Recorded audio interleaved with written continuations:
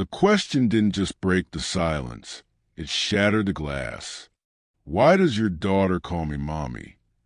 Angela Smith stood behind her mahogany desk, her knuckles white, staring at a man whose hands were still stained with the grease of the building's engines. Jason Butler didn't look like a threat. His shoulders sagged under the weight of exhaustion.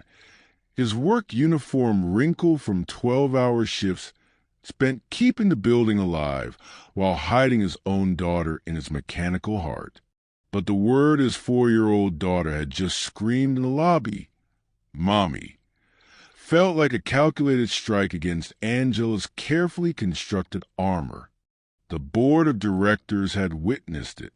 12 men in $1,000 suits had watched a 4-year-old girl in a frayed dress run toward Angela during a quarterly meeting and reach for her with tiny, desperate hands. Security had been 2 seconds from intervening when the child shrieked the word that Angela hadn't heard in 3 years. "Mommy." Angela's assistant had escorted Jason to her office while the board waited in stunned silence, murmuring about security breaches and corporate liability. Now, standing across from the stranger with oil-stained fingers and haunted eyes, Angela felt something crack in the fortress she'd spent 3 years building around herself. Because Jason Butler wasn't just another employee to be fired, another problem to be solved with a severance check and an NDA. He was the guardian of a mystery that lived in the dark corners of her own skyscraper, a mystery that would force her to choose between a life she'd carefully constructed from steel and silence and the one she'd buried alongside her daughter. And it all started with a drawing of a woman in a red dress. Before we continue, please tell us where in the world you're watching from. We love seeing how far our stories travel, and it reminds us that hope and second chances are universal languages. 3 years ago, Angela Smith learned that silence was armor. After her daughter Lily's death, she'd taken herself apart piece by piece and rebuilt something harder. The transformation from grieving mother to steel CO wasn't something she chose. It was the only way she knew how to survive. She kept moving, kept working, stacking her empire higher and higher, so she could stay ahead of the memory of a small hand slipping from hers at a playground. The board called her ruthless. Forbes called her a visionary. But Angela knew better. She was just running fast enough that the pain couldn't catch up. Jason Butler understood ghosts differently. His wife Maria had died giving birth to Yvette 4 years ago, and the loss carved him hollow in ways he still couldn't put into words. Unlike Angela, Jason hadn't buried his pain in boardrooms. He'd buried it in the mechanical guts of Smith Global's headquarters, in forgotten spaces where nobody ever looked. He worked nights because the darkness didn't lie to him. For 11 months, Jason had been hiding Yvette in the building during his shifts. It started as desperation, a canceled babysitter, a bounced rent check that meant he couldn't afford another one. But then it became their routine. He'd tuck Yvette into a makeshift bed in a storage room on the 23rd floor, read her stories by flashlight, kiss her forehead, pray she'd stay quiet until the sun came up. The system worked because Jason made himself impossible to replace. He fixed problems other maintenance workers walked away from. He memorized the building's rhythm when executives stayed late where the cameras couldn't see. He became invisible, and invisible people don't get caught. Until they do. Until Yvette saw Angela. It happened on a Tuesday. Jason had been repairing a ventilation unit on the executive floor when Angela came out of her office, surrounded by board members. He didn't see Yvette slip out of the storage room, drawn by the sound of voices. Didn't see her spot Angela in that red dress, the same shade as a woman in Yvette's dreams. "Mommy." The word bounced off the marble floors like a gunshot. 12 executives stopped mid-stride. "Security!" Radios crackled to life. And Angela Smith, who hadn't even flinched when a hostile takeover nearly destroyed her company, felt her knees go weak. Jason grabbed Yvette, his hands still black with grease, stumbling over apologies. He tried to back toward the service corridors, but Angela's assistant was already blocking his path. "Ms. Smith wants to see you," she said. "Now." In the elevator, Yvette clutched her memory box, a beat-up shoebox covered in stickers. Jason held his daughter like she was the only real thing in a world that had just tilted sideways. He knew what was coming. He'd be fired. Yvette would be taken by child services.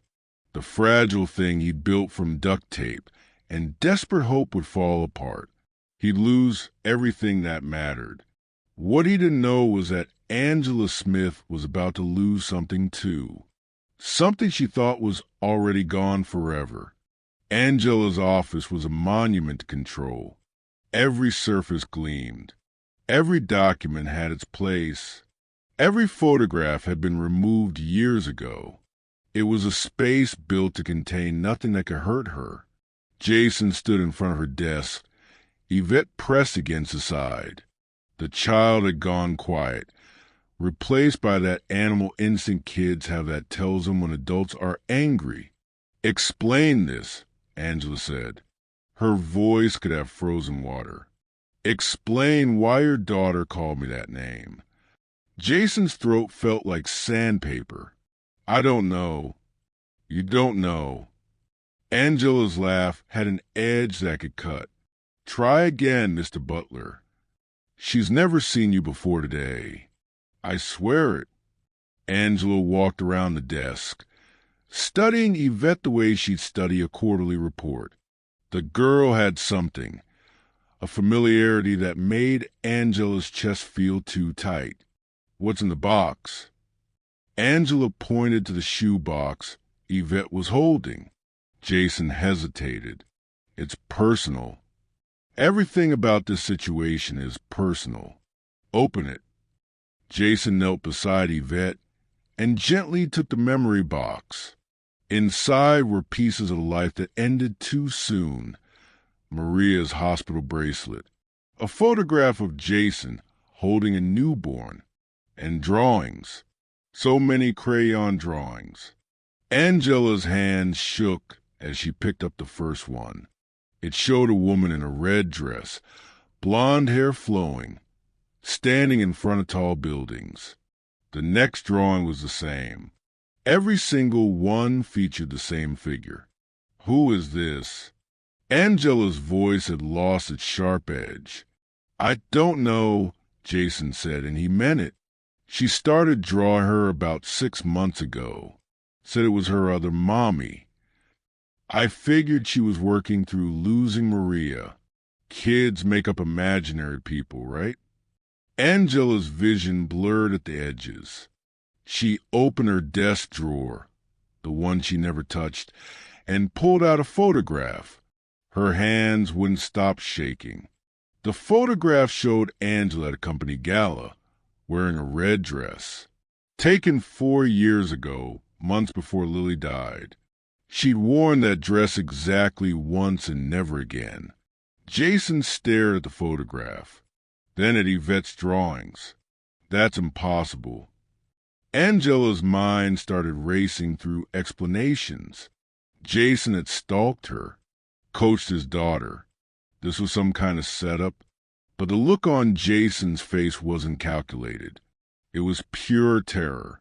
"How long have you been hiding her here?" Angela asked suddenly. 11 months. "Which floor?" 23. Angela felt all the blood drain from her face.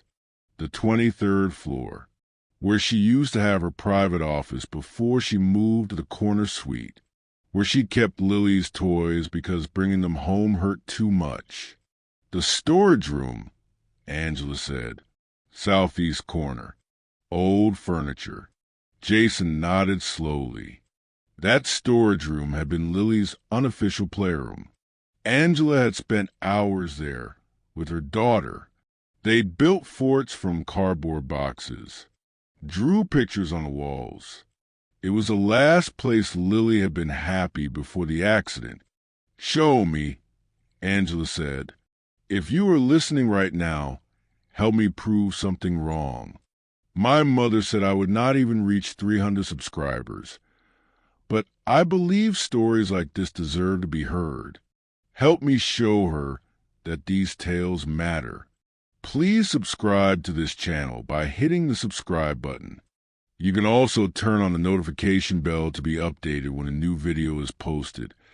And let's keep breathing life into stories that were never meant to stay silent. Now let's continue. The building at night was a different animal altogether. Hallways that buzz of life during business hours became hollow tunnels lit only by exit signs. The constant hum of computers and conversation got replaced by the mechanical breathing of HVAC systems and the distant groan of elevators settling. Angela had sent her assistant home, told security she was working late on something. She followed Jason and Yvette through service doors she'd forgotten existed, down staircases she'd never used, into the hidden skeleton of her own company. The storage room on the 23rd floor looked exactly how Angela remembered it. Same dented filing cabinets, same water-stained ceiling tiles. But Jason had turned one corner into something that made Angela's throat close up. A sleeping bag decorated with cartoon stars. A battery-powered lamp throwing soft yellow light. Picture books stacked like a tiny library, their spines creased from being read over and over. And on the wall, covered in Yvette's drawings, Angela saw herself. Dozens of versions, all wearing the red dress, all smiling in ways Angela hadn't smiled in years. "She draws you almost every day," Jason said quietly. "I tried to discourage it at first, thought it wasn't healthy, but she kept insisting you were real, that you were sad and needed her." Angela touched one of the drawings. The crayon felt waxy under her fingertips. In this one, she was holding a small hand, a child hand. "There's something else you need to see," Jason said. He sounded reluctant, scared even. He led them down 2 more floors to the maintenance level. The air got warmer, thick with the smell of machine oil. Behind a utility shelf, Jason had created another space. Tools, work schedules, a photograph of Maria, and on the wall, tacked beside a calendar, was a newspaper clipping. Angela stepped closer. The headline read, "CEO's daughter dies in playground accident." Her own face stared back from the photograph. Younger, not still yet, still human. "I didn't know it was you," Jason said. His voice cracked. "Not until today. I was there that day, at the playground." Angela couldn't breathe. "What?" "I was with Maria. She was 8 months pregnant. We'd gone to the park for some air. I saw your daughter climbing, saw her slip. I ran toward her. I tried to catch her, but Jason's hands started shaking. I wasn't fast enough. Nobody was." The room tilted. Angela grabbed the shelf to keep herself upright. "I think about that day all the time," Jason continued. "How if I'd been faster? If I'd called out sooner? If I'd done literally anything different?" "Don't." Angela's voice came out sharp. "Don't blame yourself for what happened to Lily. But she understood. Jason carried the same guilt, the same impossible weight of wanting to rewind time, the same torture replaying one moment over and over until it drove you half crazy. Maria went into labor that night, Jason said softly. All the stress from what we'd seen. Yvette came 6 weeks early. Maria didn't survive it, so I lost someone that day too.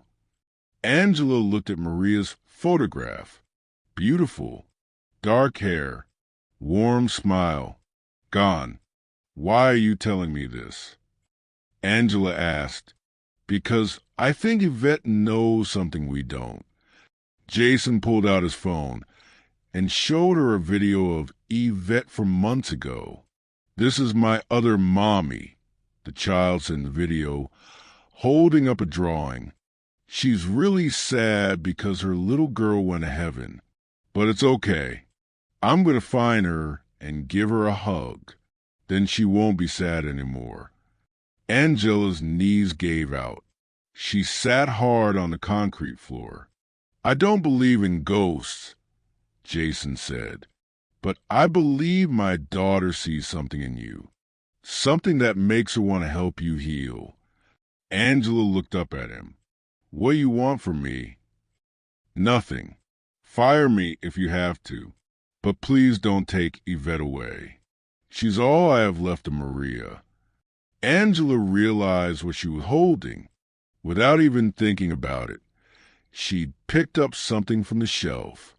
A pair of small pink shoes, scuffed, worn, with double-knotted laces. These were Lily's, Angela whispered. I donated all her things after she died, except these. I hid them here in the place where she felt safe. Jason stared at the shoes, then at Yvette, who was standing in front of the newspaper clipping, touching Angela's photograph with one small finger. She told me she has special shoes, Jason said slowly. She said her mommy taught her to tie them with 2 knots. But I never taught her that. Maria never taught her that. She just knew. Angela turned the shoes over. On the sole, in faded marker, were Lily's initials, LS. Yvette looked over her shoulder at Angela. The child smiled, the same lopsided smile Lily used to have. I found you, Yvette said simply. I told you I would. The lights flickered, and Angela Smith, who hadn't cried in 3 years, who had turned herself into something that couldn't be hurt, felt everything inside her crack wide open. They sat on the floor until dawn broke, not talking at first, just existing in that space between coincidence and something impossible to explain. Eventually, Angela asked, Do you think she's... Lily? Jason finished. No, I don't think Yvette is your daughter reincarnated or anything like that. I think grief does weird things to people, creates connections where we need them most. Maybe Yvette picked up on your lost away kids, can tell when a dog is friendly. Maybe she needed a mother figure and you needed something to protect, Angela said quietly. Jason nodded. I read about you after I started working here. This was before I knew you were the woman from Playground. The articles all called you the Steel CEO. Brilliant, but cold. But all I could see was someone running so fast, she didn't have to feel anything. Careful, Angela said. You're describing yourself. Jason laughed, a sound that surprised him coming out. Fair point. Glass houses and all that. Yvette had fallen asleep curled up between them. Angela watched the rise and fall of her breathing. So small, so trusting. What happened to her? Jason asked quietly. To Lily, if you want to talk about it. Angela had never told anyone the full story. Not even her therapist, back when she still went to therapy. But sitting in that dim mechanical room at dawn, she found herself speaking. It was a Tuesday. I promised Lily we'd leave early, go to the playground, get ice cream after. But there was a meeting that ran long, a call I absolutely had to take. By the time we got to the park, she was mad at me, said I always broke my promises. She ran toward the equipment to prove she was angry with me. Angela's voice cracked. I was checking my email, staring at my phone instead of watching her. I heard her scream and looked up just in time to see her fall. The doctor said she died instantly, that there was nothing anyone could have done even if we'd gotten there faster. But I know the truth. I chose work over her that day, and she died because of it. Jason moved closer. You didn't choose that. Nobody chooses for their kid to fall. Nobody chooses for 1 second of distraction to become the worst moment of their entire life. Didn't I, though? Angela's tears started falling again. I chose to work late. Chose to take that call. Stop. Jason's voice was firm. You're describing every single parent who's ever existed. We all get distracted. We all look away for just a second. The only difference is most of us get lucky. The kid doesn't fall. You didn't get lucky. That's not the same thing as choosing. Angela looked at him, saw the same exhaustion she recognized from her own mirror. You blame yourself for Maria. Every single day, Jason admitted, I replay taking her to that playground. The stress causing her to go into labor early. It's completely irrational. But grief doesn't give a damn about logic. They sat in silence for a while.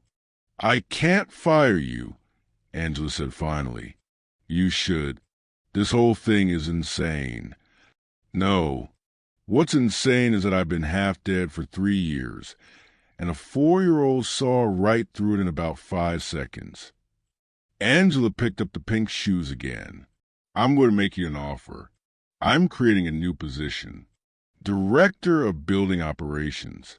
Real salary. Benefits. Health insurance.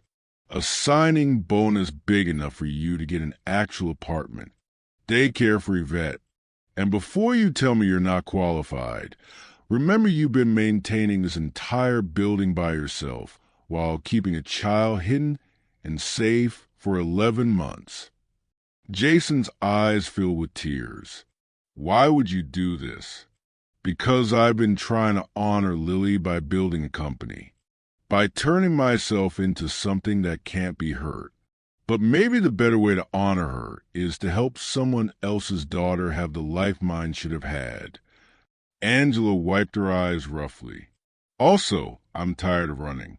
Maybe if I stop long enough to actually help you, I'll figure out how to help myself. Yvette stirred in her sleep, mumbled something that sounded like, found you. Jason looked at his daughter, then back at Angela. There's one condition. Name it. You have to start painting again. Angela blinked. What? I've seen your old office.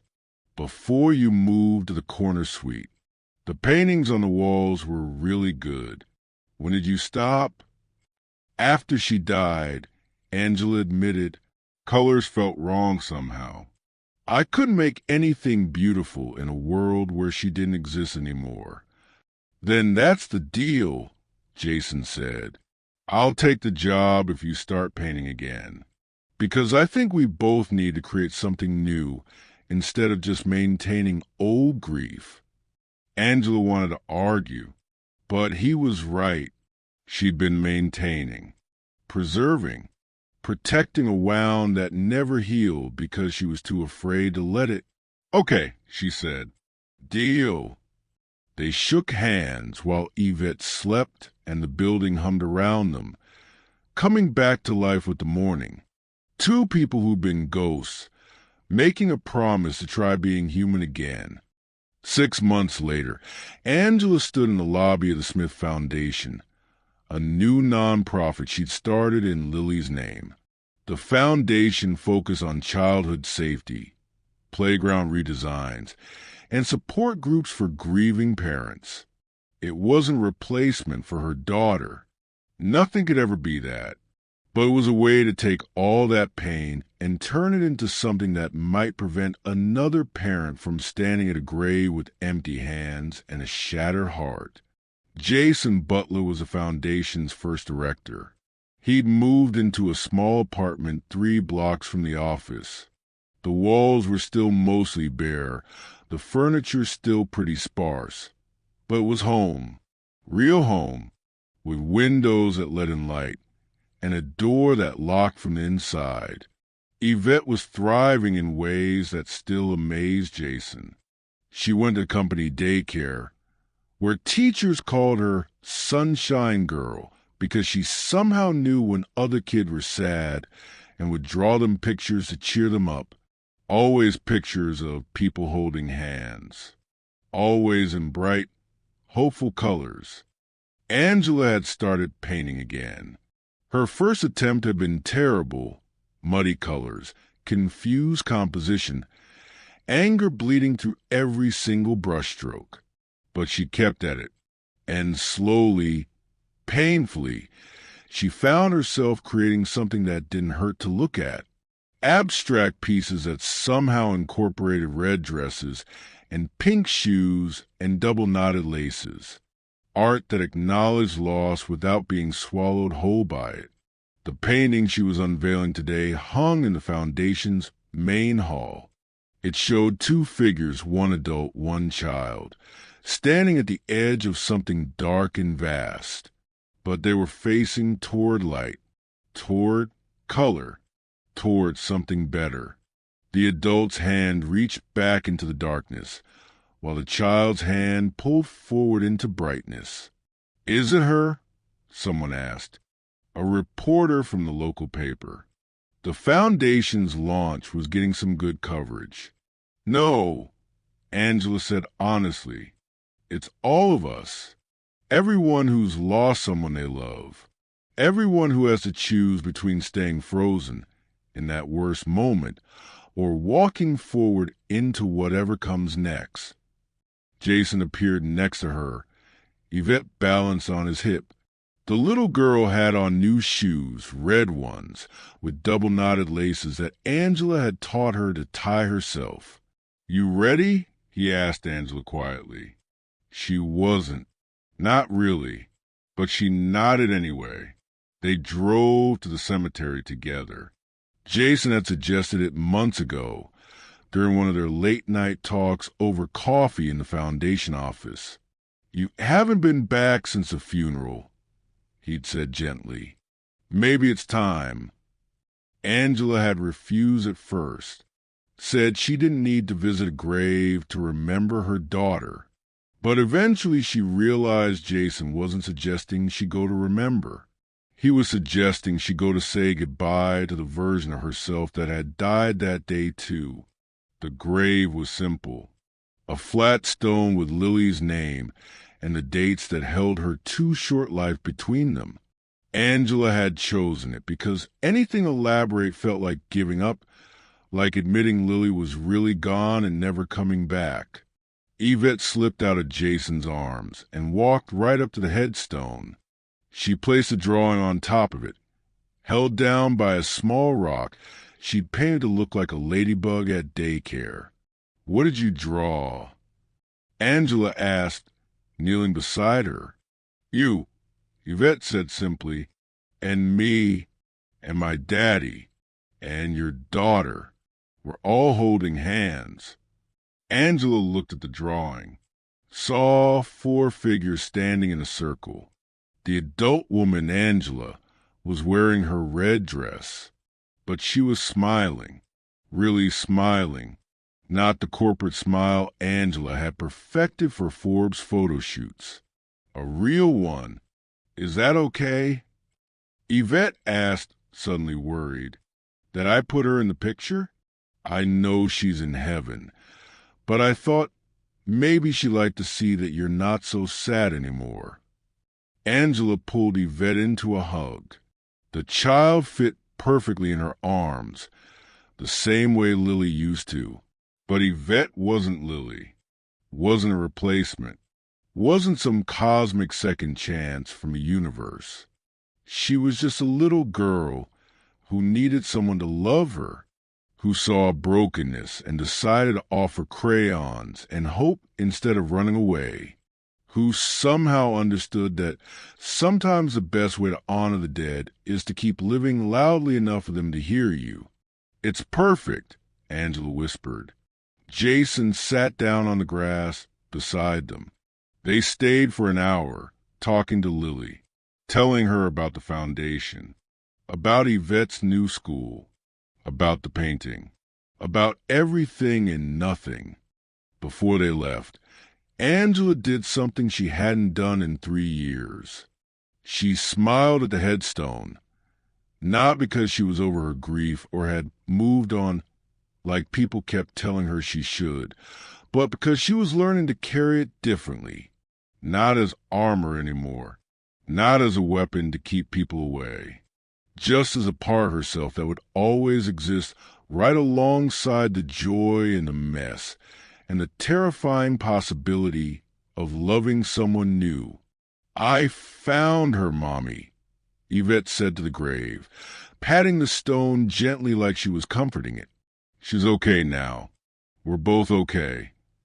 And for the first time since that Tuesday afternoon 3 years ago, Angela believed it might actually be true.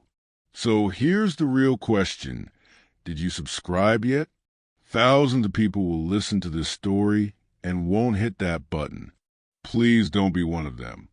Support what I do here by subscribing. And then drop in the comment section if you want part 2 of Angela, Jason, and Yvette's story. What challenges will they face as a new blended family? How will they navigate corporate pressures and personal healing? Let me know if you want to see where this goes next.